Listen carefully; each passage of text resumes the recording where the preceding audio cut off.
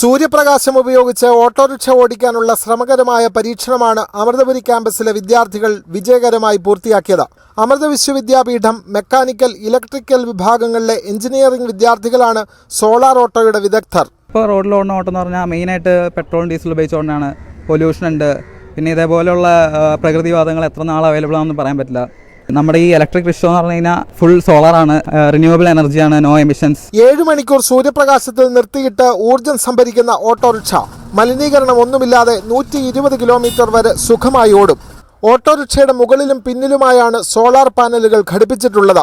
ശ്രീ മാതാ അമൃതാനന്ദമയി ദേവിയുടെ ഉപദേശപ്രകാരം ഇത്തരമൊരാശയം വിദ്യാർത്ഥികൾ നടപ്പാക്കുകയായിരുന്നു.